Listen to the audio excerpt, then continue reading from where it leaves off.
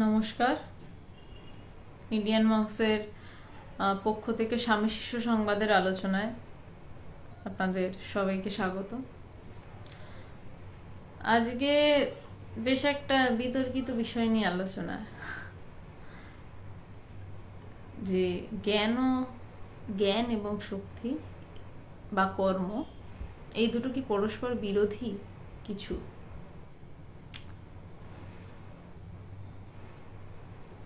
বিষয়টা আমার চয়েস করা নয়। এই বিষয়টি নিয়ে আলোচনা করছিলেন স্বয়ং স্বামী বিবেকানন্দ এবং তার প্রাজ্ঞ শিষ্য, প্রাজ্ঞ অর্থে পণ্ডিত শিষ্য শ্রী শরৎচন্দ্র চক্রবর্তী। এই দুটোর একটা দ্বন্দ্ব থাকেই, যে জ্ঞান মানে অর্থে, হ্যাঁ তৃষিতা, জ্ঞান অর্থে এখানে সেটাই বলা হচ্ছে। মানসবালা ক্লিয়ার সাউন্ড, থ্যাংক ইউ। সবাইকে নমস্কার, আমার সবাই এসছেন এখন, সবাইকে নমস্কার। জ্ঞান শব্দে এখানে যেটা বলা হচ্ছে সেটা হচ্ছে ব্রহ্মজ্ঞানের কথা, আত্মজ্ঞানের কথা। পাণ্ডিত্য লাভের কথা কিন্তু বলা হচ্ছে না এই বিষয়টায়। যেটা বলা হচ্ছে যে আত্মজ্ঞান লাভ যদি কেউ করে তাহলে সে কি খুব একটা কাজকর্ম করবে না, সে কি কাজ করবে না? এই দুটো কি পরস্পর বিরোধী একটা ব্যাপার? বেশ সমস্যাজনক টপিক বলতে পারেন। কিন্তু টপিকের অবতারণা স্বামীজি এবং তার সুযোগ্য শিষ্য মিলে করেছেন। তো আমি চেষ্টা করছি তাদের আলোচনাটাকে একটু সরলীকৃত করে, আমার মতন করে, আমি যেভাবে বুঝেছি, যেভাবে বোধ করেছি সেভাবে একটু ভাগ করে নিতে। যদি জ্ঞান অর্থে পাণ্ডিত্য বলা হতো তাহলে কিন্তু তার সাথে কাজের কোনো দ্বন্দ্ব থাকতো না। মানে এই যে স্কুল কলেজ টিচার, পিএইচডি করছে, পোস্ট ডক্টরেট করছে, সবাই তো পণ্ডিত, সেটাকে দিয়েই তারা কর্ম করছে। মানে সেটাকে দিয়ে কর্ম কেমন ভাবে করছে না, কেউ পিএইচডিতে স্কলার, সে আরো কিছু ছাত্রকে পিএইচডি পড়াচ্ছে, বিনিময়ে সে অর্থ উপার্জন করছে। যে বাংলায় স্কলার, সে বাংলার কিছু ছাত্রকে পড়াচ্ছে, ছাত্রছাত্রীকে পড়াচ্ছে, স্কুলে পড়াচ্ছে, মানে শিক্ষার বা বলা যেতে পারে পাণ্ডিত্যের আদান প্রদান হচ্ছে, তার ফলে কর্ম হচ্ছে এবং সেখান থেকে সে চলছে। কিন্তু জ্ঞানের তো আদান প্রদান হয় না। তাই বলছে জ্ঞান ও কর্ম কি পরস্পর বিরোধী? জ্ঞান সেটাই যেখানে দুইয়ের অস্তিত্ব নেই। পাণ্ডিত্যতা তো আমি কাউকে পড়াতে পারি, আমি কারোকে কিছু শেখাতে পারি, জ্ঞানেতে কিছু শেখানোর নেই। জ্ঞানে এটাই শেখানোর আছে যে শেখানোর কিছু নেই, দুই কিছু নেই, কিছু বলার কিছু নেই, এটার নাম জ্ঞান। এবার এই প্রসঙ্গে স্বামী বিবেকানন্দ, এই বইটিতে আলোচনা হচ্ছে স্বামী শিষ্য সংবাদ।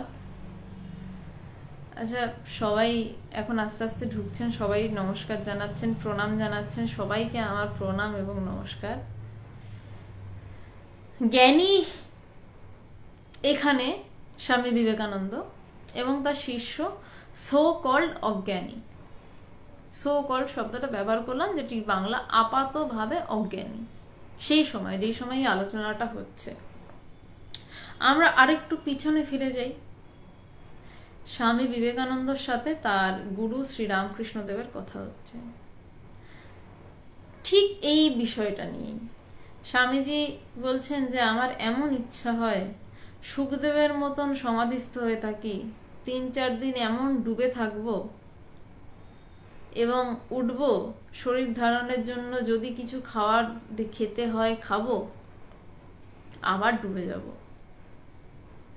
স্বামীজি জ্ঞানে ডুবে থাকার কথা বললেন।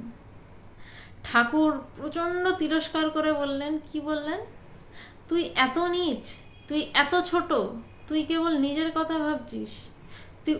আমি ভেবেছিলাম তুই বড় বটগাছ হবি, তোর নিচে এসে অনেক মানুষ আশ্রয় পাবে। এই যে ঘটনা নিয়ে আজকে আমরা আলোচনা করব, তার অনেক বছর আগে স্বামীজি যখন শিষ্য, স্বামীজির যখন জ্ঞান লাভ হয়নি, আপাত অর্থে স্বামীজি যখন অজ্ঞানী, তখন ঠাকুরকে সে বলছে যে আমি জ্ঞানে ডুবে থাকতে চাই। কিন্তু ঠাকুর তাকে কি করলেন না, ঠেলে কর্মের দিকে ঠেলে দিলেন। যে কি কর্ম না, আরো কিছু মানুষকে টেনে তোলো, আরো কিছু মানুষকে এই আত্মজ্ঞানের দিকে ডুবিয়ে দাও। শুধু তুমি একা বুধ হয়ে বসে থাকলে জ্ঞান লাভ করলে এবং একা বুধ হয়ে মজা নিলে, টেস্ট নিলে, তা নয়, আরো কিছু মানুষকে টেনে আনো। ওই জন্য বলা হয় যে সব থেকে বড় প্রেমিক হন জ্ঞানীরা। তার কারণ কেউ যখন জ্ঞান লাভ করে তখন তো তার কাছে স্পষ্ট বোধ হয় যে আমার করার কিছু নেই। কারণ করার কিছু নেই, কারণ করতে গেলে তো আর একটা কারোর দরকার হয়, করতে গেলে তো দ্বিতীয় কারোর প্রয়োজন, যে আমি এর সাথে কিছু করব, আমি এর জন্য কিছু করব। জ্ঞানীর কাছে তো এটা স্পষ্ট বোধ, এই জগৎ বলে কিছু নেই, এই সংসারটাই বিভ্রম। এই শব্দগুলো মুখে বলছি বা উপনিষদে আছে বলে নয়, যারা বোধ করার তারা করেন। কিন্তু তারপরেও কেন বলছি জ্ঞানীরাই শ্রেষ্ঠ প্রেমিক হন, এইটা বোঝার পর তাদের কি দরকার। স্বামীজি তো ঠিকই বলেছিলেন যে জগৎ মিথ্যা, বুঝে গেছি, আমি ছাড়া কেউ নেই, তো আমি কেন আমার মধ্যে ডুবে বসে থাকবো না? আমার কি দায় ঠেকেছে আর একটা মানুষকে হাত ধরে টেনে এনে সেই জায়গা চেনানোর? আমার কি দায় ঠেকেছে? আমার ইন দ্য সেন্স মানে সেই জ্ঞানীদের কি দায় ঠেকেছে? কিন্তু ঠাকুর প্রেমিক, ঠাকুর বললেন যে তুই এত ছোট, এবং এমন ঝেড়েছিলেন ঠাকুর স্বামীজিকে। আমি ঝেড়েছিলেন শব্দটা খুব সচেতনভাবে প্রয়োগ করছি, কারণ অতি সুললিত ভাষা ঠাকুর ব্যবহার করতেন না। আমি যদি এখন ভর্তসনা করছেন, এই করছেন, ওই করছেন বলি, বিচ্ছিরি শুনতে লাগবে। ঝেড়েছিলেন, এমন ঝেড়েছিলেন স্বামীজি কেঁদে ফেলেছিলেন। ওই একজন ব্রাহ্মণ যে খাটো করে ধুতি পরতো, খালি গায়ে মামা করে ঘুরতো, আর একজন ব্যারিস্টারের ছেলেকে এমন বললেন, সেই ছেলেটা কাঁদতে শুরু করলো। স্বামীজির মতন তেজি ছেলে। কিসের জোর ছিল ঠাকুরের কথায়? প্রেমের জোর ছিল, জ্ঞানের জোর ছিল। যেই জ্ঞানের উপর দাঁড়িয়ে সেই প্রেম আসে যে তুই কিছু করবি না মানুষের জন্য, ধিক্কার, তীব্র ধিক্কার, যে তুই খালি এত স্বার্থপর, এই শব্দটা ব্যবহার করেছিলেন ঠাকুর।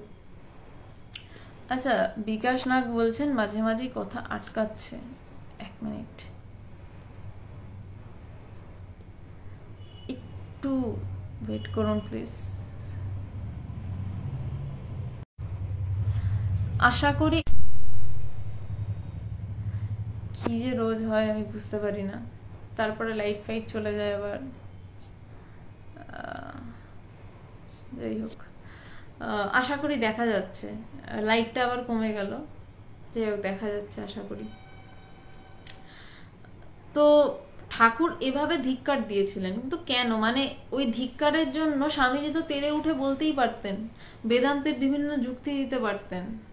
স্বামীজির তো তর্ক করার স্বভাব ছিল, স্বামীজি তো সবকিছুকে কেটে উড়িয়ে দিতেন, যে কেন আমি শুনবো। আচ্ছা বেশ, আপনাদের কোনো অসুবিধা হচ্ছে না। দীপায়ন, আমি দেখতে পাচ্ছি তুমি আছো, যদি সমস্যা হয় একটু প্লিজ জানিও, হ্যাঁ, কথা বা কিছু নেটওয়ার্কের প্রবলেম একটু জানিও। তো ঠাকুর সাথে তো বিবেকানন্দ তর্ক করতে পারতেন, নরেন্দ্রনাথ সারাক্ষণ তর্ক করে, এটা ওই ওটা সেই, সে তো বলতে পারতো ঠাকুরকে কেন শুনবো আমি আপনার কথা। আমি জানি যখন যখন বোধই করব যে এই পৃথিবীতে জগৎ বলেই কিছু নেই, পৃথিবী বলেই কিছু নেই, আমি বলেই কিছু নেই, তাহলে আমি কেন সেই বোধে ডুবে থাকতে চাইবো না?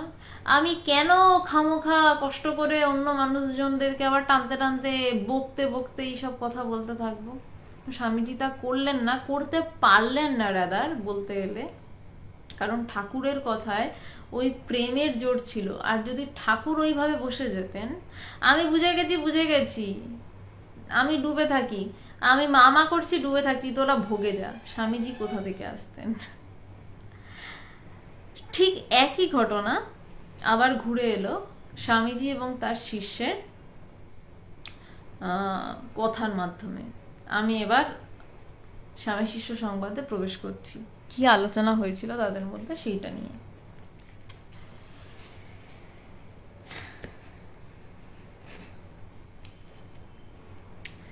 শিষ্য বলছেন, আগের দিন জ্ঞানীর কর্ম কেমন হয় সেই বিষয়ে কথা হয়েছিল, যে ব্রহ্মজ্ঞেরা সর্বকর্ম ত্যাগী লোক, সেখানে 2-4টে কর্ম করলেও তাদের কিছুমাত্র আট নেই, এরাই শাস্ত্রের নিষ্কাম যোগী বলে কথিত হয়েছে। বলতে তারাই নিষ্কাম যোগী।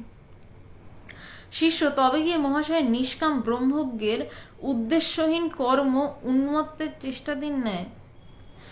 শিষ্য বলছে, শিষ্য তর্ক করছে। শিষ্য এই তর্কটা সুতর্ক। তর্ক দুরকম হয়, তর্ক করার জন্য তর্ক, আর একটা তর্ক হয় আমি বুঝতে পারছি না, বোঝার জন্য তর্ক।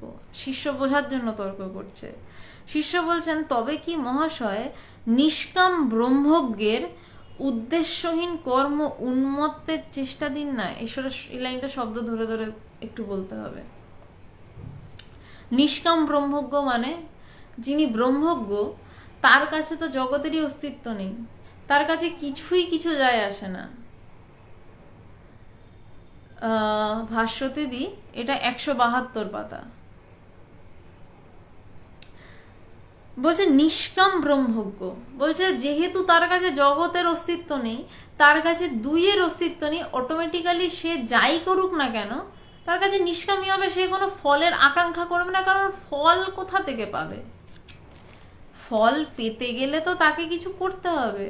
ফল পাবে দুই থাকলে কেউ তাকে ফল দেবে, সেই জায়গাও তো নেই। তাই বলছে নিষ্কাম ব্রহ্মজ্ঞ। বলছে তার উদ্দেশ্যহীন কর্ম, কারণ সে যে কোনো কাজ করছে তার ফলের কাজ, মানে তার ফলের আশা করছে না, তার মানে সেই কাজটার কোনো প্রপার উদ্দেশ্য নেই। মানে আমি ধরুন এই কাজটা করছি, কিন্তু এই কাজটা করে আমার লাভ কি তা আমি জানি না। বলছে যদি এমন হয়, বলছে এমন কর্ম উন্মত্তের চেষ্টা দিন নেয়। বলছে উন্মাদ যেমন একটা চেষ্টা করে, তাই সেরকমই নেয়। আচ্ছা, কেউ যদি প্রশ্ন করেন একটু শেষে প্রশ্ন করবেন, তাহলে সুবিধা হয়। একটু কেউ যা প্রশ্ন করবেন একটু যদি শেষে প্রশ্ন করেন না, তাহলে আমার উত্তর দিতে সুবিধা হয়। বেশ, আমি বিষয়ে ফিরছি। স্বামীজি উত্তর দিচ্ছেন, তা কেন? নিজের জন্য, আপন শরীর মনের সুখের জন্য কর্ম না করাই হচ্ছে কর্মফল ত্যাগ করা। কর্মফল ত্যাগ করাটা কি? বলছে নিজের জন্য, আপন শরীর মনের সুখের জন্য। বলছে নিজের শরীর মনের সুখের জন্য কর্ম না করাটাই হচ্ছে কর্মফল ত্যাগ করা। আমরা কর্ম করি কেন? একটু মন দিয়ে ভেবে দেখুন তো, একটু চিন্তাশীল হয়ে ভেবে দেখুন। আমরা কর্ম করি কেন? এক হচ্ছে আমার নিজের জন্য, প্রাইমারি লেভেল হচ্ছে নিজের জন্য। আমরা বলি আমরা সংসারে উঠে সকাল থেকে রান্না করছি, ওই ভাতের হাঁড়িতে, এটা ভগবান বলতেন যে ভাতের হাঁড়িটায় ভাত রান্না হচ্ছে, সেইখানে কি এক মুঠো চাল তোমার নিজের জন্য দেয়া নেই? তাহলে তুমি বলে কেন বেড়াচ্ছ যে অন্যের জন্য করছি?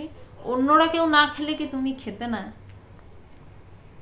আমি খেতামই, কিন্তু অন্য সবার চালের মধ্যে আমারও এক মুঠো চাল আছে, কিন্তু আমি আমাকে বাদ দিয়ে বলি আমি সবার জন্য খেটে মরছি। আমিটাকে বাদ দিয়ে বলি সবার জন্য কি খাটনি, কি খাটতে হয় সকাল থেকে। কিন্তু কেউ না থাকলেও কিন্তু আমায় খাটতে হতো, আমার নিজের জন্য আমাকে খাটতে হতো। ওইটা আমরা স্কিপ করে যাই, বাদ দিয়ে যাই। বলছে তা কেন? নিজের জন্য, আপন শরীর মনের সুখের জন্য কর্ম না করাই হচ্ছে কর্মফল ত্যাগ করা। বলছে নিজের শরীর মনের সুখের জন্য কর্ম না করাই। বলছে আমার শরীরের, এবার হচ্ছে আমার জন্য, এটা তো একটা স্থূল ব্যাপার গেল। এর পরের আসছে যে আমার শরীরের সুখ এবং আমার মনের সুখ। আমার ছেলেটা বা আমার মেয়েটা না খেলে আমার কষ্ট হবে, আমি সেই জন্য ঝামেলা ঝঞ্ঝাট করেও শত কষ্ট করে তাকে দুটো খাওয়াই। সে স্কুল যাবে কি অফিস যাবে, তার আগে তাকে যে করে হোক গরম ভাত বেড়ে দিই, আমার মনের তৃপ্তি হচ্ছে। সেটা যদি আমি না করতে পারতাম, আমি মানসিকভাবে তৃপ্ত হতাম না, আমার সারাদিন মনে হতো সে না খেয়ে রয়েছে। এটা একটা ভালোবাসা, কিন্তু এটা ব্যক্তিগত ভালোবাসা। পাশের বাড়ির ছেলেটা যদি গরম ভাত না খেয়ে যায়, আমাদের কি সেই রকম দুঃখ হয়? তার মার হচ্ছে, তার মা হয়তো গল্প করছে, ছেলেটাকে না যে খেতে দিতে পারলাম না, তুমি বললে হ্যাঁ খেতে দেওয়া গেল না, কি করে দেবে, কিছু একটা ক্যান্টিনে খেয়ে নেবে। কিন্তু নিজের ছেলে মেয়ের যদি হয়, তখন বারবার ফোন যায়, বাবু খেয়েছিস? এই চরিত্রটার সাথে হয়তো আপনারা সবাই একাস্টাম, কেউ মা হিসাবে, কেউ বাচ্চা হিসাবে।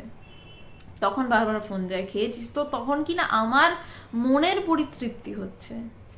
বলছে আমার শরীর মনের সুখের জন্য কর্ম না করাই হচ্ছে কর্মফল ত্যাগ করা। বলছে যখন আমি আমার নিজের জন্য তেমন ভাবে কিছু করছি না, আমার নিজের জন্য কিছু করছি না, আমার ভালো লাগছে বলে আমি কিছু করছি না, ও যা হচ্ছে খেয়ে নিচ্ছি, যা হচ্ছে হচ্ছে, আমার নিজের শরীর মনের দিকে আমার খেয়াল নেই, চালাতে হবে বলে চালাচ্ছি, দুটো, একটা হচ্ছে বেশ রিলিশ করে চালাচ্ছি, আমার আজ এটা ভালো লাগে খাচ্ছি, কাল এটা ভালো লাগে খাচ্ছি, আমার এটা ভালো লাগে আমি এই করছি, আমার এই গ্যাজেটস ভালো লাগে আমি এটা কিনছি। এটা একরকম। আর একরকম হচ্ছে আমাকে এটা খেয়ে শরীরটা চালাতে হবে, এই খেয়ে নে কিছু, নইলে শরীর খারাপ করবে, হ্যাঁ খাচ্ছি খাচ্ছি, ডাল ভাত বা যা হোক একটা খেয়ে নিলাম, অত খুশ নেই। বলছে তার নাম হচ্ছে কর্মফল ত্যাগ করা। সেটা কে পারবে না? সেটা ব্রহ্মজ্ঞ পারবে। ব্রহ্মজ্ঞ নিজে সুখান্বেষণই করেন না, কিন্তু অপরের কল্যাণে বা যথার্থ সুখ লাভের জন্য কেন কর্ম করবেন না? বলছে ব্রহ্মজ্ঞ মানে যিনি ব্রহ্মকে জেনেছেন। ব্রহ্মকে জানা মানে কি দূর আকাশের চাঁদ জানা নয়, ব্রহ্মকে জানা মানে যিনি নিজেকে জেনেছেন। মোহাম্মদ আসাদুল ইসলাম, আপনি এসব ফোন নাম্বার টোন নম্বর কেন দিচ্ছেন? যদি আপনি কোনো কারণে দেন সেটা আলাদা, আদারওয়াইজ আপনাকে ব্লক করছি। আপনি উইদিন 5 মিনিটস জানান যে আপনি কেন দিচ্ছেন, কোনো কারণে, নয়তো আপনাকে স্ট্রিম থেকে ব্লক করব। আচ্ছা, স্বাধীন মোহাম্মদ স্বাধীন হোসেন, আমি অনেকদিন ধরেই দেখছি যে আপনারা কয়েকজন খুব বিরক্ত করছেন, কিছু বলার থাকলে বলুন, নয়তো ব্লক করব। এবং কথা বলতে বলতেই ব্লক করব, আমি এটা জানিয়ে রাখলাম আপনাদের আজকে, যে যারাই এইভাবে অযথা এসে বিরক্তি সৃষ্টি করবেন তাদের ব্লক করব। আচ্ছা বিকাশ নাগ, যতদূর সম্ভব আপনার মোবাইলে কিছু একটা সমস্যা হচ্ছে, হ্যাঁ, অন্যদের কারোর সমস্যা হচ্ছে না, আপনারই সমস্যা হচ্ছে, একটু দেখে নিন। বলছে ব্রহ্মজ্ঞ মানে আমি নিজে, বলছে নিজে সুখান্বেষণই করেন না, কিন্তু অপরের কল্যাণ বা যথার্থ সুখ লাভের জন্য কেন কর্ম করবেন না? বলছে ব্রহ্মজ্ঞ তাহলে হয়ে রেখেছে কেন? যে ব্রহ্মজ্ঞ তার তো, আচ্ছা প্রণয় থ্যাংক ইউ, যে ব্রহ্মজ্ঞ তার তো চলে যাওয়ার কথা, 21 দিনের মাথায় দেহপাত হয়ে যাওয়ার কথা। এখানে আপনাদের শাস্ত্র মতে জানিয়ে রাখি যে যিনি চরম সেই নির্বিকল্প ভূমিতে পৌঁছাবেন, চরম ভূমি, সপ্তম ভূমির জ্ঞান যখন হবে, তখন যেটা হয় শাস্ত্র মতে এবং সত্যই যেটা হয়, 21 দিন তার দেহ থাকে, ওই অবস্থায় সে সমাধিস্থ হয়ে থাকে, এবং বলছে তার দেহ শুষ্ক পত্রের মতন ঝরে পড়ে, মানে তার আর দেহ থাকে না, তার দেহ চলে যায়। কারণ যেখানে সে দ্বিতীয় কিছু খুঁজেই পাচ্ছে না, যেখানে সে বাঁচার মতন, বাঁচবে মানুষ কেন? কিছু নিয়ে, কিছু ধরে মানুষ বাঁচে কেমন ভাবে? মনটা নিয়ে কিন্তু মানুষ বাঁচে, প্রাণ শুধু হাতরে মানুষ বাঁচতে পারবে না, মানুষ মনটাকে কিছুতে আশ্রয় করে বাঁচে। তার তো মনই নেই, সে বাঁচবে কেমন করে? সে তার ওভাবে ডুবে থেকে সে দেহত্যাগ করে। কিন্তু এখানে একটা কিন্তু আছে, যেই সব ব্রহ্মজ্ঞকে ঈশ্বর ফেরত পাঠান, সে তখন তার হাতের লোক হয়ে যায়। যখন তার কর্তা ভাব থাকে না, যখন তার আমি আমি বলে কোনো বোধ থাকে না, যখন সে তার হাতের পুতুল হয়ে যায়। ব্রহ্মজ্ঞান হওয়ার পরে, ব্রহ্মজ্ঞান তো তখনই হয় যখন অহংকারের নাশ হয়। অহং যখন আকারিত হয় তার নামই অহংকার, এবং সেই কারটি যখন আকারিত হওয়াটা যখন বাদ হয়ে যায়, তখন অহং পড়ে থাকে। মানে কর্তা ভাব যখন নাশ হয়ে যায় তাকেই বলছে ব্রহ্মজ্ঞ। যিনি তাকে জেনেছেন, জেনে যিনি তা হয়ে গেছেন। ব্রহ্ম বেদ ব্রহ্মৈব ভবতি, বলছে যিনি তাকে জেনে ব্রহ্মই হয়ে গেছেন, কারণ তার কর্তা ভাব নেই। আমিটা সরলেই তো তার প্রকাশ। তিনি ব্রহ্ম হবেন না কেন?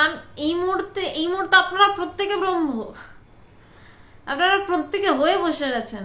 জাস্ট ধরাটা ব্যাপার, যে আমি হয়ে বসে আছি। এই ধরতে গিয়ে সব শেষ, জীবনকে জীবন শেষ। ছোটাছুটি, গুরুর কাছে যাওয়া, এই করব সেই করব, জব করব, ধ্যান করব, এই ছোটাছুটি হয়ে বসে আছেন। এই মুহূর্তেও বসে আছেন হয়ে, গভীর ঘুমেও বসে থাকবেন হয়ে। খাওয়ার সময় কি ঝগড়া করার সময় পাশের বাড়িতে ঝগড়া করতে গেলেও আপনি ব্রহ্ম হয়ে বসে ঝগড়া করছেন। আসলে ঝগড়াটা তো হচ্ছে না, আপনি তো হয়ে বসে রয়েছেন। ঝগড়া মানে এই বোধটা যখন হবে তখন আর অন্য কিছু হবে না। তো তাই বলছে যে ব্রহ্মজ্ঞ নিজের সুখান্বেষণ করেন না। এবার বলছেন যে ব্রহ্মজ্ঞ সুখান্বেষণ করেন না, কিন্তু কি করেন? কিছু একটা করতে তো তাকে পৃথিবীতে ফেরত পাঠানো হয়। একদল তো বললাম চলে গেল, আর কয়েকজনকে ঈশ্বর তার কিছু একটা আমি দিয়ে, কিছু মন দিয়ে, যেই মনটা তার দেওয়া, দুটো তফাৎ আছে। একটা মন আমার কর্তা ভাব, আর একটা মন হচ্ছে দাস ভাব। আমি তার হয়ে এসছে, যেখানে আমির লেশমাত্র প্রায় থাকে না বলছি। যখন তিনি সেই আমি দিয়ে ফেরত পাঠান, তখন তো তার মানে তার পৃথিবীতে কিছু কাজ আছে। সে আবার একটু নিচে নামলো, মানুষজনের সাথে কথাবার্তা বলছে। কেন? কারণ তাকে মানুষকে ওই জগতের সন্ধান দিতে হবে, তাকেও মানুষকে ওই সেই সর্বং খাল্লিদাং ব্রহ্ম ওই জায়গায় নিয়ে যেতে হবে। তাই বলছে ব্রহ্মজ্ঞের কাজ কি? বলছে ব্রহ্মজ্ঞ নিজের সুখান্বেষণই করেন না, কিন্তু অপরের কল্যাণ বা যথার্থ সুখ লাভের জন্য কেন কর্ম করবেন না?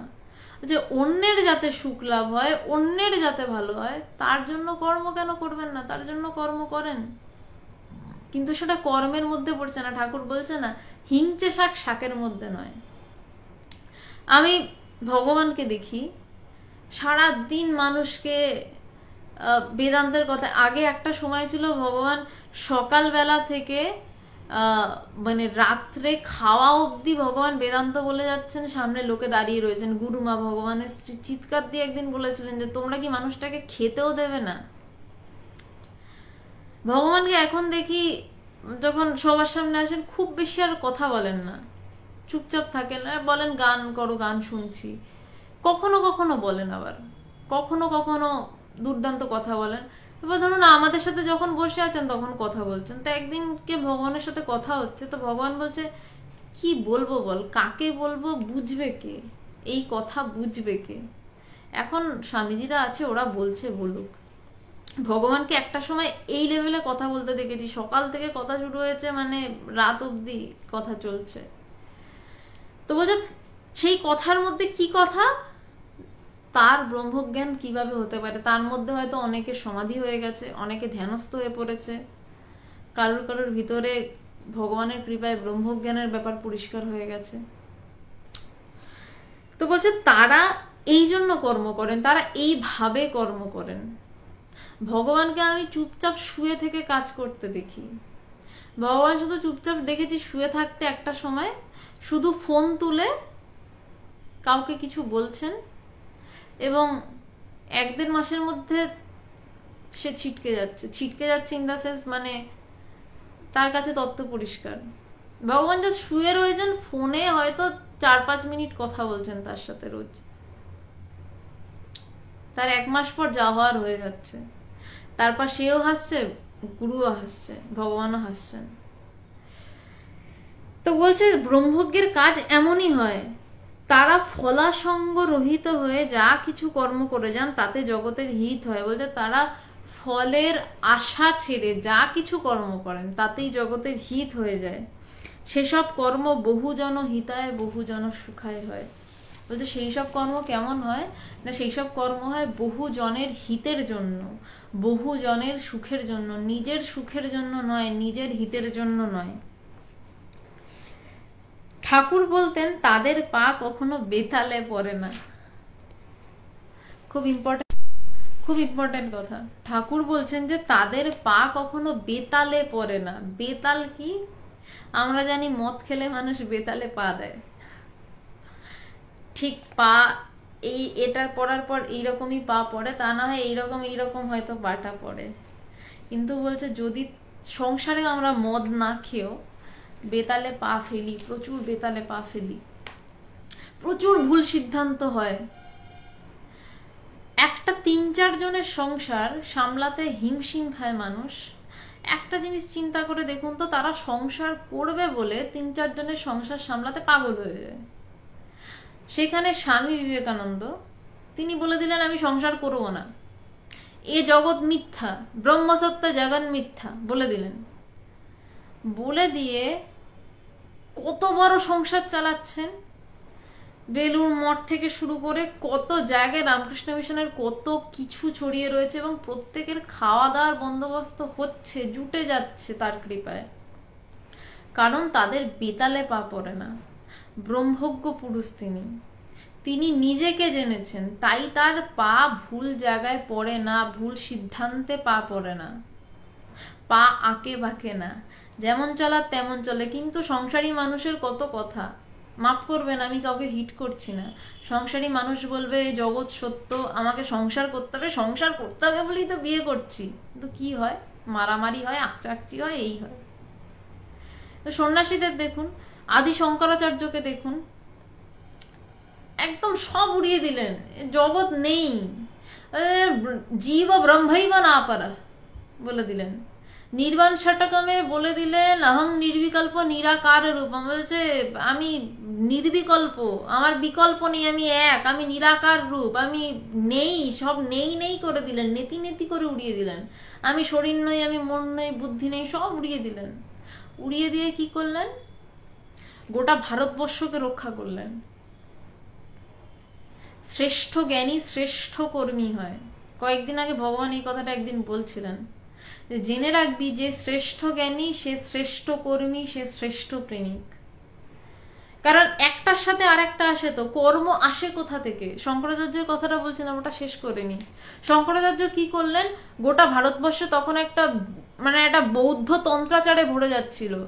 তিনি গোটা ভারতবর্ষকে বাঁধলেন, চারদিকে 4টে মঠ সৃষ্টি করলেন, তৈরি করলেন, বিশাল সন্ন্যাসী দল নিয়ে ভারতবর্ষ পরিভ্রমণ করলেন, অদ্বৈত বেদান্তে অদ্বৈতবাদের তত্ত্বকে জাগিয়ে তুললেন। আজকে এই যে আলোচনা করতে পারছি না, শঙ্করাচার্যের কৃপায়। তিনি যদি ওই তত্ত্বকে আবার না তুলে আনতেন, পারা যেত না, সম্ভব হতো না। এই যে শান্তিতে বসে আলোচনা করছি, এই যে অখণ্ড ভারত, অখণ্ড মানে এখন যেটুকু যা রয়েছে, যে তাকেই যা অখণ্ড ভারত বলা হচ্ছে, তখনকার দিনে তো আরো বড় ব্যাপার ছিল। শঙ্করাচার্যের সময় কিন্তু ভারত ভেঙে টুকরো হয়নি, পাকিস্তান হয়নি, বাংলাদেশ হয়নি, টুকরো হয়েছে কতগুলো অতি পাকা অজ্ঞানীদের সময়। তারা গোলটেবিল বৈঠক করলো মাউন্টব্যাটেনের সাথে, নেহেরু, গান্ধী যাই হোক, তাদের জন্য ভারতবর্ষ টুকরো হলো। শঙ্করাচার্য ভারতবর্ষকে বাঁধলেন। তিনি চারদিকে 4টে মঠ সৃষ্টি করলেন, সন্ন্যাসী সম্প্রদায় সৃষ্টি করলেন। মধুসূদন সরস্বতী এসে কি করলেন? আমি জ্ঞানীদের শ্রেষ্ঠ জ্ঞানীদের কর্মের কথাগুলোতে ঢুকছি। মধুসূদন সরস্বতী চূড়ান্ত জ্ঞানী, উনি শঙ্করাচার্যের পরবর্তীকালে শঙ্করাচার্য হয়েছিলেন, শঙ্করাচার্য, আদি শঙ্করাচার্য তো তিনি মূল। তারপর যে 4টে মঠ রয়েছে, সেই 4টে মঠে যারা প্রধান হন তাদেরকেও শঙ্করাচার্য বলা হয়। মধুসূদন সরস্বতী শঙ্করাচার্য ছিলেন। তিনি যখন দেখলেন যে প্রবল আক্রমণ হচ্ছে হিন্দুদের উপর, বেনারসের ঘাট লালে লাল হয়ে যাচ্ছে রক্তে, তিনি কি করলেন? তিনি সশস্ত্র বাহিনী তৈরি করলেন, সন্ন্যাসীদের সশস্ত্র বাহিনী, যে না মার সহ্য করবো না, উল্টো মারো। এটা কর্ম নয়, যেটা দরকার সেটা করলেন। কিন্তু তিনি আকবরের কাছে গেলেন, এবং আকবরও সেই রকম রাজা, সেই রকম বাদশাহ। তিনি বললেন যে আমি এই মুহূর্তে কিছু করতে পারবো না, কিন্তু আপনি যদি কোনো কিছু করেন তাতে আমি বাধা দেব না। তাতে কি করলেন? মধুসূদন সরস্বতী সবাইকে বললেন চলো ভাই, বসে আমরা সব সাধু, আমরা সব জ্ঞানে ডুবে থাকবো, করলেন না। তাদেরকে সশস্ত্র শিক্ষা দিলেন সন্ন্যাসীদের, নাগা সন্ন্যাসীর সম্প্রদায় তৈরি হলো। এখনো নাগা সন্ন্যাসীরা কিন্তু হিন্দু ধর্মের, আমি সনাতন ধর্ম শব্দটা ব্যবহার করছি না এই মুহূর্তে দাঁড়িয়ে, হিন্দু ধর্মের তিনি মানে তারাই প্রোটেকশন হয়ে দাঁড়িয়ে রয়েছে, ত্রিশূল টিশূল নিয়ে। মানে লোকে একটা কথা বলতে ভয় পায়, পুরো ত্রিশূল নিয়ে প্রোটেকশন নিয়ে দাঁড়িয়ে রয়েছেন। তো তারা তখন হিন্দু ধর্মকে বাঁচালেন। সন্ন্যাসীদের রক্তে বা হিন্দু দেখলেই কেটে ফেলা হচ্ছিল বেনারসের ঘাটে, সেখান থেকে কিন্তু মধুসূদন সরস্বতীর মতন জ্ঞানী সশস্ত্র বাহিনী তৈরি করে, সশস্ত্র সন্ন্যাসী বাহিনী তৈরি করে, নাগা সাধুদের বাহিনী তৈরি করে রক্ষা করলেন হিন্দু ধর্মকে। এবং এখনো কিন্তু দেখবেন কুম্ভ মেলায় যদি যান, নাগারা সশস্ত্র, তারা রক্ষা করছেন। তাদেরকে আমরা ভয় পেতে পারি, আমিও ভয় পাই, আমিও নাগা সাধুদের খুব ভয় পাই। তারা ত্রিশূল হাতে রক্ষা করছেন পুরো।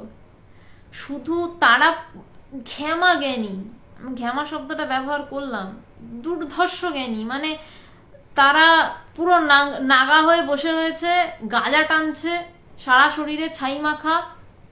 বেনারসের মণিকর্ণিকার ঘাটে যান, দেখতে পাবেন জগৎ বদি নেই, সব উড়িয়ে দিচ্ছেন বেশিরভাগ। আমি জেনারেলাইজ করবেন না আমার কথাকে, বেশিরভাগ সবকিছুতেই ভালো মন্দ থাকে, আমি ভালোটার পরিমাণ বেশি তাই নিচ্ছি। তো জ্ঞানী, এরা শ্রেষ্ঠ জ্ঞানী। তাদের সাথে কথা বললে মাথা খারাপ হয়ে যাবে। তৈলঙ্গ স্বামী চুপচাপ কাশীর ঘাটে পড়ে আছেন, কাশীর ঘাটে পড়ে রয়েছেন। তার কাছে গিয়ে যদি তার মুখ থেকে একটা কথা বেরোয়, সেটা বিশাল ব্যাপার। চুপচাপ ডুবে বসে রয়েছে সচল শিব। তৈলঙ্গ স্বামীর কাজ দেখুন, তিনি কতজনকে উদ্ধার করে দিয়েছেন। তো শুধু যে ব্রহ্মজ্ঞের কাজ ব্রহ্মজ্ঞই তৈরি করা তা নয়, ব্রহ্মজ্ঞের কাজ কিন্তু এই রক্ষা করাও। তারা প্রয়োজন পড়লে অস্ত্র হাতে উঠে দাঁড়িয়েছে, তারা প্রয়োজন পড়লে আশ্রম পরিচালনা করেছেন। এই যে বললাম আমাদের 4 জনের সংসারে ঝামেলা লাগে, আর যারা বলে দিলেন এ জগৎ মিথ্যা, নিজেকেও মিথ্যা বলে দিলেন, এ সংসার মিথ্যা, তারা কিন্তু সব কিছু রক্ষা করলেন। এবং এখনো 4টে মঠের 10 নামী সম্প্রদায় অনুসারেই সন্ন্যাসী তৈরি হচ্ছে। আসলে গল্পটা কি জানেন তো, সিস্টেমের মধ্যে থেকে সিস্টেমটাকে চালানো মুশকিল, সিস্টেমের বাইরে দাঁড়ালে সিস্টেমটার পুরোটা চোখে পড়ে। তারা এই সিস্টেমটার বাইরে দাঁড়িয়ে থাকেন, ব্রহ্মজ্ঞরা সিস্টেমটার বাইরে দাঁড়িয়ে থাকেন। এই যে সংসার, খুব গর্ব করে বলি আমি সংসার করছি, আমি হ্যানা করছি, আমি ত্যানা করছি, এটার বাইরে তারা চলে আসেন যখন, তখন তারা হারে হারে বোঝেন সংসার কি। তখনই তারা ঠিক ঠিক ভাবে সংসার করেন, তখন তাদের বেতালে পা পড়ে না। ঠাকুর বলছেন তাদের ব্রহ্মজ্ঞের বেতালে পা পড়ে না। তারা যা যা করেন তাই অর্থবন্ত হয়ে দাঁড়ায়। উত্তর চরিতে পরিষ্ণি ঋষিনাং পুনরাদ্যানাং বাচমর্থ হনু ধাবতি। আমি সংস্কৃতে ভীষণ খারাপ, বারবার বলেছি, আবারও বলছি, মাফ করবেন। মানে ভীষণ বাজে সংস্কৃত পড়ি, কোনোদিন সাবজেক্টই ছিল না আমার, আমি লজ্জিত তার জন্য রীতিমতন। এটার মানে বলছেন যে অর্থাৎ ঋষিদের বাক্যের অর্থ আছেই, কখনো নিরর্থক বা মিথ্যা হয় না। বলছে ঋষিদের বাক্যের অর্থই এটা, যে এটা কখনো নিরর্থক হয় না, মিথ্যাও হয় না।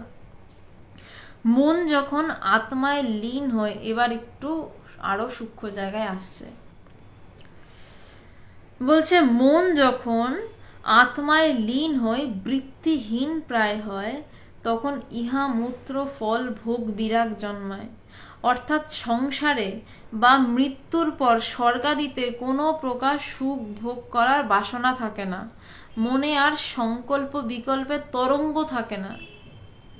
কিন্তু বুত্থানকালে অর্থাৎ সমাধি বা ওই বৃত্তিহীনাবস্থা থেকে নেমে মন যখন আবার আমি আমার রাজ্যে আসে, তখন পূর্বকৃত কর্ম বা অভ্যাস বা প্রারব্ধজনিত সংস্কার বসে দেহাদির কর্ম চলতে থাকে। এই যে অবস্থাটার কথা বললেন, এই অবস্থাটাও কিন্তু পুরোপুরি লীন হয়ে যাওয়ার কথা নয়, পুরো মন উড়ে যাওয়ার কথা বললেন না, একটু রেখে দেওয়া। কি বলছেন, বলছেন মন যখন আত্মায় লীন হয়, মানে মনের যখন অস্তিত্বই আর থাকে না, লীন হয়ে বৃত্তিহীন প্রায় হয়। মন থাকলেই তো তবে বৃত্তি ওঠে। বৃত্তি মানে কি? আমি জল খাবো, এও বৃত্তি। আমি বই পড়বো, এও বৃত্তি। বা যাই একটু উঠে হাঁটি, এটাও বৃত্তি। বলছে এই বৃত্তি ওঠে না। বৃত্তি কোথায় ওঠে? মনে ওঠে। মনই যদি না থাকে বৃত্তি কোথায় থাকবে? কিন্তু বলছে যাদের প্রায় বৃত্তিহীন হয়, মানে একটু মন আছে, একটু লেগে লেগে থাকা আছে, তো বলছে যে যখন এই বৃত্তিহীন হয় তখন ইহামূত্র ফল ভোগ বিরাগ জন্মায়। বলছে ইহামূত্র ফল ভোগ বিরাগ মানে আমার এখানেও কোনো ফলের আশা নেই, আমার মরে গিয়ে স্বর্গেও কোনো ফল পাবে এমনও কোনো আশা নেই। কারণ সে জানে দুই মিথ্যা, এক আমি সত্য। তার মন প্রায় উড়ে গেছে, একটু বাকি। তার মানে তার কাছে পরিষ্কার, সত্যের দরজার কাছে দাঁড়িয়ে রয়েছে সে, তার কাছে পরিষ্কার যে মনেই স্বর্গ, মনেই জগৎ। আমরা মন দিয়ে স্বর্গ রচনা করি, আমরা মন দিয়ে এই জগৎ রচনা করি। তো তাই বলছে যে মন যখন আত্মায় লীন হয়ে বৃত্তিহীন প্রায় হয় তখন ইহামূত্র ফল ভোগ বিরাগ জন্মায়। বলছে তখন বৈরাগ্য জন্মায়, যে আমার কিচ্ছু লাগবে না, আমার শুধু তাকে চাই, শুধু ভিতরে তাকে চাই। একটা সময় তাকে চাওয়ারও কিছু থাকে না, কারণ কে চাইবে, কাকেই বা চাইবে। তার আগে অবধি, অর্থাৎ সংসারে বা মৃত্যুর পর স্বর্গাদিতে কোনো প্রকার সুখ ভোগ করার বাসনা থাকে না। মনে আর সংকল্প বিকল্পের তরঙ্গ থাকে না। সংকল্প বিকল্প মানে কি? আমি কি এটা করব না আমি এটা করব না, আমি কি এটা ভাববো না আমি এটা ভাববো না, এই বিষয়গুলো ওঠে কোথায়? মনে ওঠে। বলছে সেইটাই আর থাকে না, মনে সংকল্প বিকল্পের তরঙ্গটাই থাকে না। কিন্তু বুত্থান কালে বলছে ওই অবস্থা থেকে, এই অবস্থাটাকে সমাধি অবস্থা বলছে। জ্ঞান জ্ঞান জ্ঞান নয়, কিন্তু জ্ঞান মানে মন উড়ে গেছে পুরো। যে এই অবস্থা থেকে, সমাধি অবস্থা থেকে বুত্থান কালে, অর্থাৎ সমাধি বা ওই বৃত্তিহীনা অবস্থা থেকে নেমে মন যখন আবার আমি আমার রাজ্যে আসে, এটা একটা কথা। সেই জায়গা থেকে মন নেমে, মানে তখন তো শুধু আমি, বা বলা যেতে পারে আমিও নেই। আমার না থাকলে আমির অস্তিত্ব কই? তো বলছে তার থেকে যখন একটু নেমে আমি আমার রাজ্যে মন আসছে, তখন পূর্বকৃত কর্ম বা অভ্যাস বা প্রারব্ধজনিত সংস্কার বসে দেহাদির কর্ম চলতে থাকে। বলছে এরপর দেহের কর্ম কেমন ভাবে চলছে? কারণ আমি তো বোধ করে ফেলেছি দেহ নেই, মনই নেই, তো দেহ তো আগেই উড়ে গেছে। বলছে তখন আগে যেরম ভাবে চলতো সংস্কার বসে চলে, তখন আমি আর চালাই না, ও চলছে। যেমন ধরুন একটা ওই যে দোলনাগুলো হয় না, এরকম ধাক্কা মারলে উঠে গেল, একটা জোরে ধাক্কা মেরে আপনি ছেড়ে দিন, আপনি দূরে দাঁড়িয়ে থাকুন, অনেকক্ষণ ধরে টিকলিং হতে থাকবে দোলনাটা। দোলনার টিকলিং হতে হতে হতে একটা সময় স্থির হবে। বলছে এই তখন দেহ কেমন হয়, নিজে থেকেই তার সংস্কার বসে চলতে থাকে, যেমন চলা চলছে, যেমন চলতে চলতে ওই সংস্কারের মতন চলে যাচ্ছে। সংস্কার বসে দেহাদির কর্ম চলতে থাকে। মন তখন প্রায়ই সুপার কনসাস অবস্থায় থাকে। বলছে মন তখন প্রায়ই জ্ঞানাতীত অবস্থায় থাকে। বলছে তখন প্রায়ই যেন মন উড়ে উড়ে যায়। সে হয়তো তাকিয়ে আছে কোনো দিকে, কিন্তু তার মন ওই জায়গায় নেই, তার মনটা প্রায় গেছে, উড়ে গেছে। সে তাকিয়ে আছে, লোকে বোঝে যে এটা কি, মানে তাকিয়ে আছে কিন্তু সে কিছু দেখছে না, শূন্য দৃষ্টি। আমি ভগবানের চোখে ওই দৃষ্টি দেখেছি। একদিন ভগবান একটা জিনিস বোঝাচ্ছিলেন, বোঝাতে বোঝাতে হঠাৎ জানলার দিকে তাকিয়ে অদ্ভুত ভাবে তাকিয়ে আছেন। অনেক বছর আগের কথা, অনেক ছোট আমি তখন। ভগবান যখন আবার ঘুরে তাকালেন আমার দিকে, সামনে জাস্ট 3 জন ছিলাম, 2 জন সন্ন্যাসিনী ছিলেন আর আমি বসেছিলাম, চুপচাপ বসে রয়েছি। ভোরবেলা একদিন ভগবানকে বললাম, ভগবান হারিয়ে গেছিলে না? বলছে হ্যাঁ, কখনো কখনো হয়ে যায় রে, মন থাকে না, এটাকে বলছে অমনা, অমনা দৃষ্টি। বলছে যেই দৃষ্টিতে মন থাকে না। আমরা তো দৃষ্টি দিই মন দিয়ে। শ্রীমতী দি নমস্কার। আমরা তো দৃষ্টি দিই মন দিয়ে, আমরা দেখি, আমাদের পঞ্চেন্দ্রিয়ের পিছনে একটা মন থাকে, আমরা স্বাদ গ্রহণ করি মন থাকে, শুনি একটা মন থাকে, দেখি তার পিছনে একটা মন থাকে। কিন্তু জ্ঞানীর অনেক সময় হয় সে চুপ করে তাকিয়ে আছে, হঠাৎ মানে হয়তো ফ্র্যাকশন অফ সেকেন্ড আপনি ধরতেও পারবেন না, হঠাৎ তাকিয়ে আছে, আদতে সে নেই। এটা বোঝা বড় মুশকিল, এটা যার হয় সে বোঝে। সে অ্যাকচুয়ালি অন্য কাউকে বুঝতে দেয় না, সে চট করে আবার ফেরে, হ্যাঁ ঠিক আছে, না না এটা কিছু ভাবছিলাম, এসব বলে টলে ফেরে। হঠাৎ করে সে হারিয়ে যায়, উপায় থাকে না, হারিয়ে যায় মানে না হারিয়ে তার উপায় থাকে না, তাই হারিয়ে যায়। কারণ কতক্ষণ ভুলভাল কথা শুনবে, কতক্ষণ ভুলভাল জগতের দিকে তাকিয়ে থাকবে। তো ওই জন্য সেই দৃষ্টিটাকে বলা হয় শূন্য দৃষ্টি, জ্ঞানীর শূন্য দৃষ্টি। বলছে মন তখন প্রায় জ্ঞানাতীত অবস্থায় থাকে, না খেলে নয় তাই খাওয়া দাওয়া থাকে, দেহাদি বুদ্ধি এত অল্প বা ক্ষীণ হয়ে যায়, তাই জ্ঞানাতীত ভূমিতে পৌঁছে যা যা করা যায় তাই ঠিক ঠিক করে করতে পারা যায় না। বলছে জ্ঞানাতীত ভূমিতে পৌঁছে যা যা করতে পারা যায় তা তা করতে পারা যায় না, কোনো মতে খাচ্ছে, কোনো মতে চালাচ্ছে।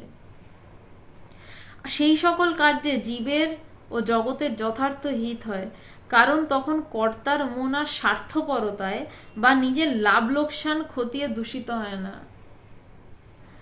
বলছে যে সেই সকল কার্যে জীবের যথার্থ হিত হয়, কারণ তখন কর্তার মন মানে যে করছে, আপাত দৃষ্টিতে যে করছে তাকে কর্তা বলে সম্বোধন করছেন। বলছে সেই কর্তার মন আর স্বার্থপরতায় বা নিজের লাভ লোকসান খতিয়ে দূষিত হয় না। বলছে তখন আর নিজের লাভ লোকসান হিসাব করে দূষিত হয় না। ঈশ্বর সুপার কনসাস স্টেটে জ্ঞানাতীত ভূমিতে সর্বদা অবস্থান করেই এই জগৎরূপ বিচিত্র সৃষ্টি করেছেন। বলছে ঈশ্বর এই জগৎটা সৃষ্টি কিভাবে করেছেন না, বলছে সব সময় ডুবে থেকে, সব সময় ওই জ্ঞানাতীত অবস্থায় থেকেই এই সৃষ্টিটা করেছেন, তাছাড়া এই সৃষ্টি হয়নি। ঈশ্বর ছেড়ে দিলাম, আমাদের মধ্যে মন যে উঠছে, আমরা বুঝি আর না বুঝি, আমাদের সেই জায়গা থেকেই তো মনটা উঠছে, সেই জায়গা থেকেই তো আমাদের জগৎ সৃষ্টি হচ্ছে। ঈশ্বর জগৎ সৃষ্টি করছেন পরের ব্যাপার, বড় ব্যাপার। আমি আমাকে দিয়েই যদি বুঝি আমাদের জগৎ সৃষ্টি কোথা থেকে, সেইখান থেকেই তো, শূন্য থেকে ঝাট করে উঠছে, শূন্য থেকে ঝাট করে উঠছে। চিন্তা উঠলো, জগৎ, চিন্তা মিশে গেল, নেই।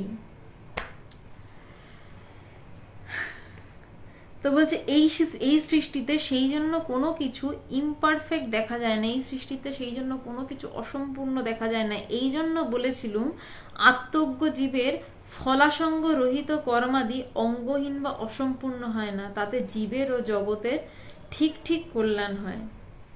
বলছেন যে আমি এই জন্যই বলেছিলাম আত্মজ্ঞ জীবের, যে নিজেকে জেনেছেন, তার ফলাসঙ্গ রহিত কর্মাদি, যেখানে যেই কর্মে কোনো ফল আশা নেই, ফলের আশা নেই, অঙ্গহীন বা অসম্পূর্ণ হয় না, সেটা কোনো অসম্পূর্ণ হয় না, তাতে জীবের ও জগতের ঠিক ঠিক কল্যাণ হয়, সেই কর্মেই যথার্থ কল্যাণ হয়।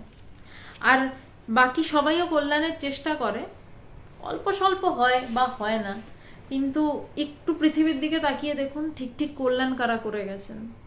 দেখবেন সব ব্রহ্মজ্ঞ পুরুষেরাই করে গেছেন, ব্রহ্মজ্ঞ নারীরাই করে গেছেন, এবং তারাই যথার্থ কর্ম করেছেন।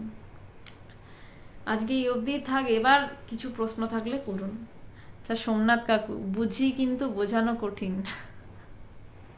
এটা একটা মুশকিল। অনিমেষ খান, আপনার ভগবানের কাছে দীক্ষা নিতে পারবো কিভাবে?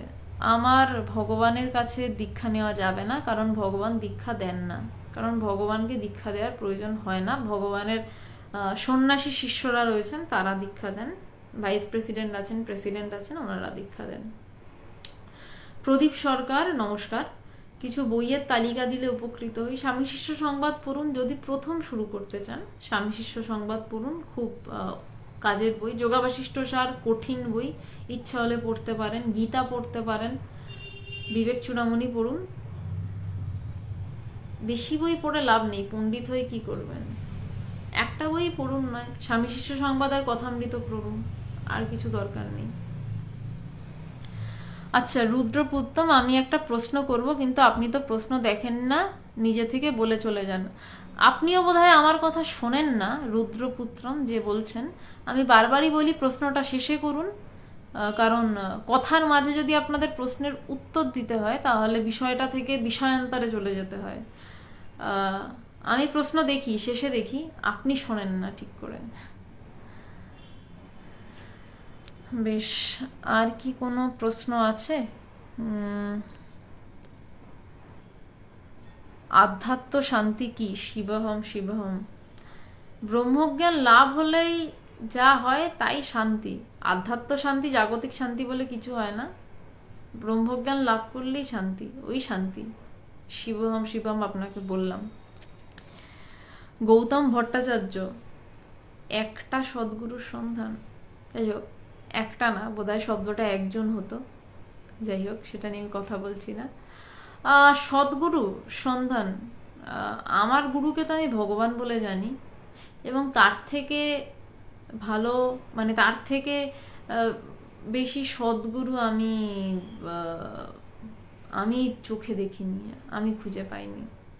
ভগবানের থেকে সদ্গুরু, ভগবান দীক্ষা দেন না, তার পা ধরে পড়ে থাকলেই অনেক কিছু হয়। পাও ধরতে দেয় না, বসে থাকলেই অনেক কিছু হয় তার ধারে কাছে। আপনি যদি চান আপনি আসতে পারেন। বিরাটিতে আশ্রম আছে, লেক গার্ডেন্সে আশ্রম আছে, হালতুতেও আশ্রম রয়েছেন, তবে ভগবান বেশিরভাগ সময় বিরাটিতে থাকেন এবং অনেক সময় লেক গার্ডেন্স আশ্রমে থাকেন। আপনি আসতে পারেন, ভগবানকে দর্শন করুন। যদি আপনার চাহিদা ঠিক থাকে, আত্মজ্ঞান তো মিলবেই, এটুকু বলতে পারি।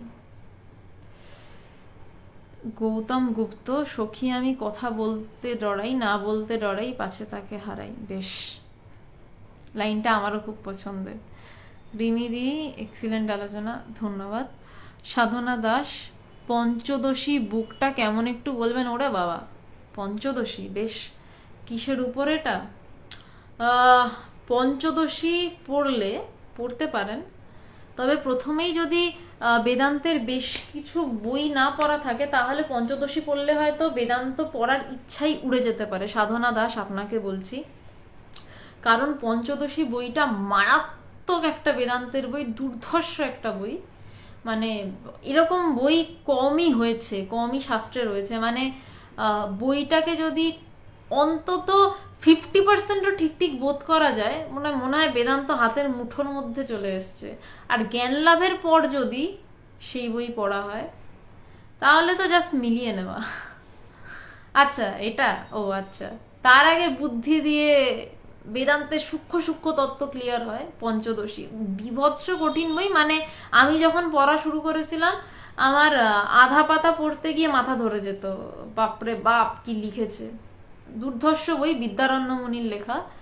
বিদ্যারণ্য মুনি তো অসম্ভব জ্ঞানী সাধু ছিলেন। এবং হ্যাঁ, আজকের যে আলোচনাটা বিদ্যারণ্য মুনির কথাও আসুক। বিদ্যারণ্য মুনি দাক্ষিণাত্যে যখন দেখলেন যে দাক্ষিণাত্য দখল হয়ে যাচ্ছে, তিনি সন্ন্যাস ছেড়ে দিয়ে তিনি দাক্ষিণাত্য রক্ষা করতে চলে এলেন। এবং বিদ্যারণ্য মুনি কেমন জ্ঞানী সেটা ওই পঞ্চদশী বইটি পড়লে মালুম হয়। মানে বিদ্যারণ্য মুনি, মানে আমি অবাক হয়ে গেছিলাম, একজন এই লেভেলের জ্ঞানী, সে সব ছেড়ে দিয়ে চলে এলো এবং হরিহর এবং বুক্ক রায়কে রাজা বানিয়ে তাদের মন্ত্রী হলো, মন্ত্রী হয়ে দাক্ষিণাত্য উদ্ধার করলো, আবার ফিরে গিয়ে সন্ন্যাস ধর্মে ফিরলেন। এবং তার জ্ঞানের লেভেল কি! যদি পঞ্চদশী বইটি, আমি বারণ করব পড়তে, সবাইকে পড়বেন না। মানে বেশ বেদান্ত না পড়া থাকলে বইগুলো পঞ্চদশী কোনো ক্রমে পড়বেন না, মানে আর জীবনে হয়তো বেদান্ত পড়তে চাইবেন না। এত সূক্ষ্ম সূক্ষ্মভাবে বেদান্তের তত্ত্ব ব্যাখ্যা করা রয়েছে ওখানে। তো যদি এটা শোনার পরেও পড়তে চান পড়তে পারেন, তবে এটুকু বলতে পারি, বইটি যদি পড়তে পারেন বুদ্ধিতে হয়তো অনেক কিছু ধরা পড়বে, এবং অন্তত 50%ও যদি ওটা নিয়ে কি বলবো, নিজের ভিতরে চর্চা করেন। বাইরে পড়ছি, মেলাচ্ছি, এটা হলে ওটা, ওটা হলে সেটা, অঙ্কের হিসাব একটা, আর ভিতরে ক্রমাগত আউড়ে যাচ্ছেন, আধ্যাত্মিকভাবে উন্নতি অবশ্যম্ভাবী, এবং মানে বলতে চাচ্ছি 50%ও যদি মাথায় ঢোকে মানে বেদান্ত হাতের মুঠোয় চলে এসছে। আর জ্ঞান হওয়ার পর পড়লে তো হাসিও আছে, এটা বলছে এই। আচ্ছা রুদ্রপুত্রম, এবার আপনার প্রশ্নটা,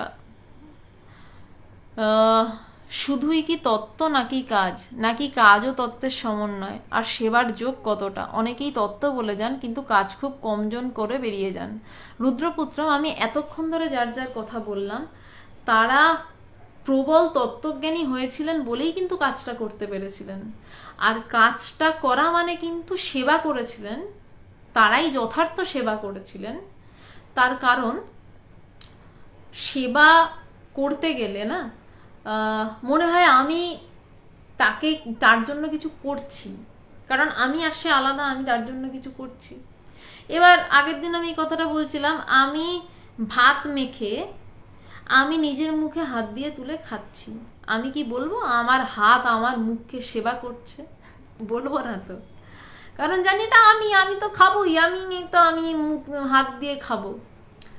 যখন এই অনুভবটা হয় যে সর্বত্রই আমি, ওই পারের মানুষ বলে কেউ নেই, ওখানে যে দেখছি সেও আমি, এইটা যখন বোধ হয় তখনই যথার্থ সেবা হয়, তার আগে সেবা হয় না।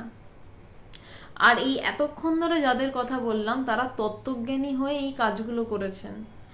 যেই আত্মবাক্যটি বলছে আত্মানা মোক্ষার্থাং জগদ্ধিতায়চ, বলছে প্রথমে নিজের মুক্তি, আগে আত্মানা মোক্ষার্থাং, আগে নিজের মুক্তি, তারপর জগদ্ধিতায়চ, তারপর জগতের হিত।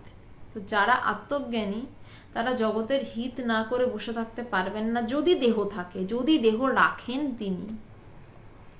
আর যদি দেহ রাখেন তো তাদের সেবার লেভেলই আলাদা। সেটা এতক্ষণ যাদের কথা বললাম আশা করি আপনি শুনেছেন, বুঝতে পেরেছেন। শান্তনু চক্রবর্তী, না বহরমপুরের কাছে কোনো শাখা নেই।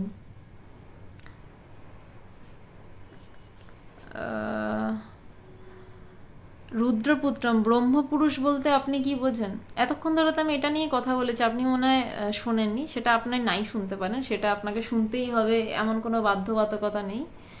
আরেকবার শুনে নেবেন, তাও একবার ছোট্ট করে এক লাইনে বলে দিচ্ছি। যিনি নিজেকে জানেন, যিনি নিজেকে বোধ করেছেন তাকেই ব্রহ্মপুরুষ, না ব্রহ্মজ্ঞ পুরুষ নিয়ে কথা বলছিলাম, তাকেই ব্রহ্মজ্ঞ পুরুষ বলা হয়।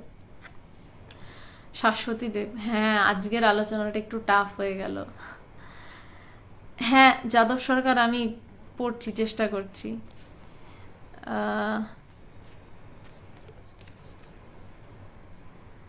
ব্রহ্মপুরুষ, দাঁড়ান, অ্যাকচুয়ালি আমি এই জন্যই বলি যে প্রশ্নগুলো শেষে করবেন, কারণ খুঁজে পাই না প্রশ্নগুলো। তৃষিতা গিরি, কবে যে শিখবো, আর একটু ছোট থেকে যদি শিখে নিতে পারতাম। তুই বাবা অনেক ছোট, আর ছোট থেকে শিখতে হবে না, যথেষ্ট সময় আছে তোর হাতে।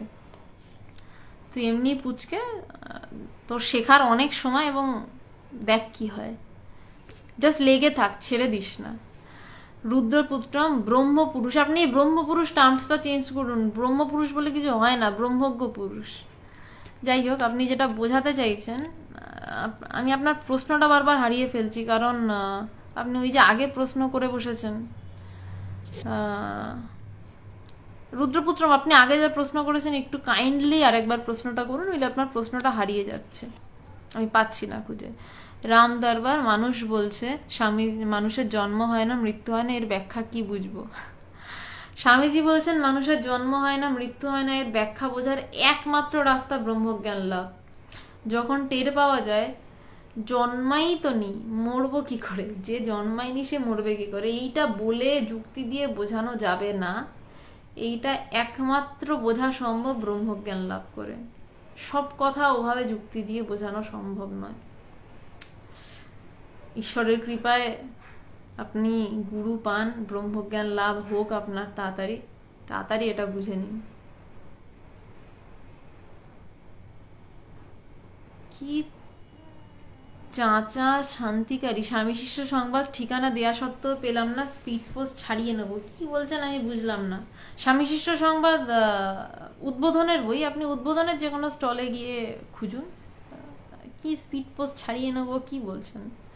আচ্ছা, সুশীতল ভট্টাচার্য বলছেন ব্রহ্মবিদ্যা ভগবতীকে অবলম্বন করে পরব্রহ্মের উপাসনা করার কথা বলা হচ্ছে ঈশোপনিষদে।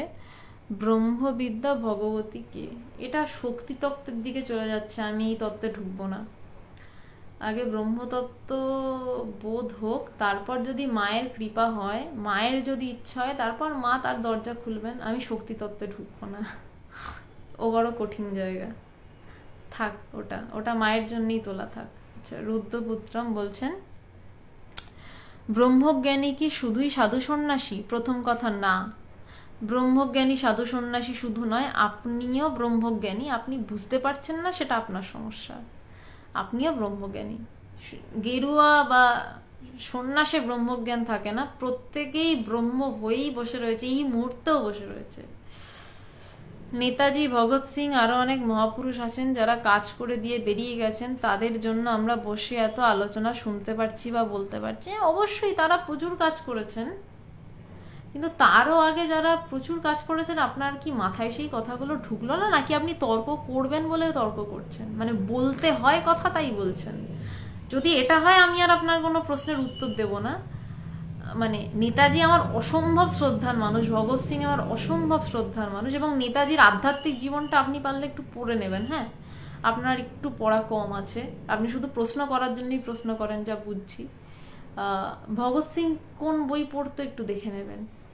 অবশ্যই তারা কাজ করছেন, আমি তো বললাম প্রচুর মানুষ কাজ করছেন, কিন্তু তার আগে অনেক ইতিহাস বলেছি। আপনার যদি কাজ শুধু প্রশ্ন করার জন্য প্রশ্ন হয়, আমি আর আপনার একটা প্রশ্নেরও উত্তর দেব না। আপনি আগে আলোচনাটা শুনুন, তারপর প্রশ্ন করবেন। সুব্রত ঘোষ কি ইউটিউবের লিঙ্ক দিচ্ছেন আমি জানি না। দীপ্তেন্দু ঘোষ, আমাদের পরম আশ্রয় কি? নিজেই নিজের পরম আশ্রয়। আর কি আশ্রয়, পরম আশ্রয় হতে পারে? আপনিই তো ব্রহ্ম স্বয়ং, আর কি আশ্রয় খোঁজেন? আচ্ছা, আর কিছু প্রশ্ন? গুরুর সাথে কে প্রশ্ন করেছেন? গুরুর সাথে, আইভি নন্দী, গুরুর সাথে প্রেম করা মানে কি? গুরুর সাথে প্রেম করা মানে হচ্ছে স্বামীজির সাথে শিষ্য যেরকম ভাবে প্রেম করছেন। স্বামীজি ঠাকুরকে যেভাবে ভালোবেসেছিলেন, যে স্বামী ঠাকুর যখন কাশীপুর উদ্যানবাটিতে ক্যান্সারে কষ্ট পাচ্ছেন, তখন ঠাকুর যখন খাচ্ছেন কিছু, পুরোটা খেতে পাচ্ছেন না, তো ওই রক্তপুঁজ বাটিতে পড়ছে।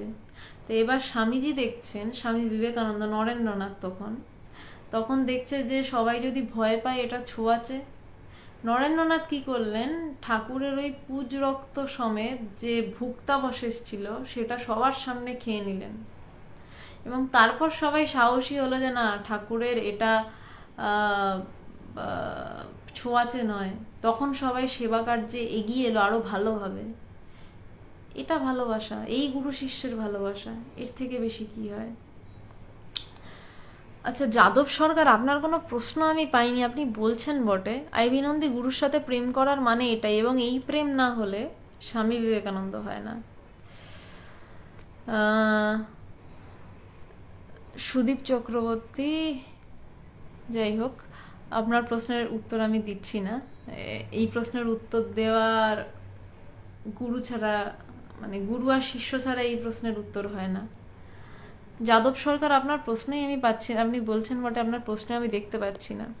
রুদ্রপুত্রম, আমি প্রশ্ন করার জন্য প্রশ্ন করছি না, পড়েছি শুনেছি, আমিও একটা আলোচনা করতে চাইছি। হ্যাঁ করুন, কিন্তু আমি অলরেডি যা বলে দিয়েছি সেগুলোকে রিপিট করছেন কেন? আমি তো অলরেডি অনেক যতটুকু বলার বলে দিয়েছি, তার বাইরে কিছু করতে হলে করুন, বা সেখান থেকে কিছু প্রশ্ন থাকলে করুন। আপনি তো আপনার মত জানাচ্ছেন, বা সেইগুলো থেকে অযথা প্রশ্ন করছেন। আপনি নিজেই ভেবে দেখুন না আপনি কি প্রশ্ন করছেন। আর নেতাজির জীবনটা ভালো করে পড়ে দেখুন, নেতাজি কি করেছিলেন। নেতাজি, ভগৎ সিং আমারও ভীষণ প্রিয়, কিন্তু অলরেডি যা বলা হয়েছে সেগুলোকে রিপিট করার তো অর্থ হয় না। আচ্ছা,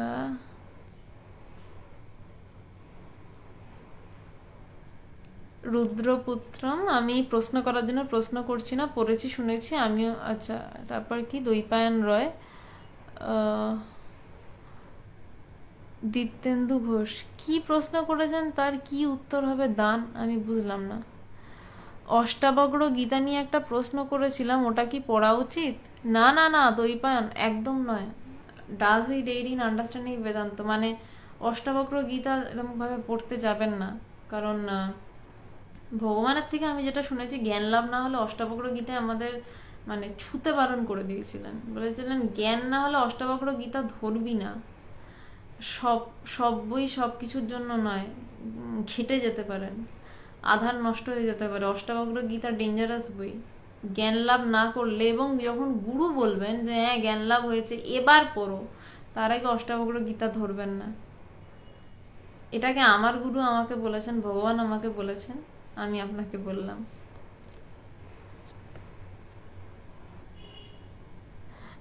যাদব সরকার, এবার আমি পেয়েছি। আপনি সারা জীবন প্রশ্ন পড়ে উত্তর দিয়ে শেষ করতে পারবেন না, আলোচনা শেষ করে। এটা ঠিক বলেছেন।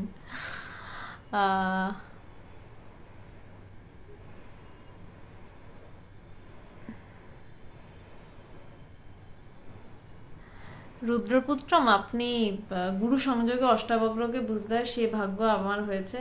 আপনি ভীষণ লাকি, আপনি ভীষণ উচ্চ মার্গের মানুষ একজন।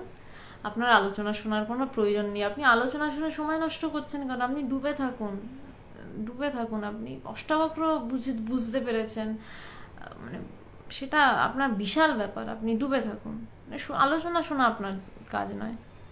আচ্ছা, ব্রহ্মজ্ঞান, অনিন্দিতা সরকার, ব্রহ্মজ্ঞান লাভ করার চেষ্টায় রোজকার এই জাগতিক কাজে মন দিতে পারছি না, দুই জীবনকে কিভাবে ব্যালেন্স করা যায়? এটা একটা লম্বা প্রশ্ন, লম্বা উত্তর এটা। বেটার এইটা আপনার সাথে একটু অন্যদিন আলোচনা করলে ভালো, বা ছোট্ট করে আপনাকে একটা উত্তর দিচ্ছি।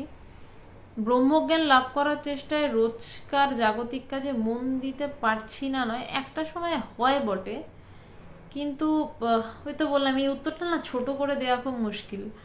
আমি জানি না পূজা তুই আছিস কিনা স্ট্রিমে, বা যদি শেষ হয়ে যায় অনিন্দিতা সরকার, এই স্ট্রিমটা শেষ হয়ে যাওয়ার পর আপনাকে একটা অফিসিয়াল ফোন নাম্বার দিয়ে দেওয়া হবে, আপনি কাইন্ডলি একটু ওই ফোন নাম্বারে ফোন করে কালকে সন্ধ্যে 6টার পর একটু কথা বলুন, কারণ আপনার উত্তরটা না অনেকটা বড়, মানে ওটাকে আপনার মতন করে আপনাকে দিতে হবে, ছোট কথাই উত্তর দেওয়াটা একটু মুশকিল আছে।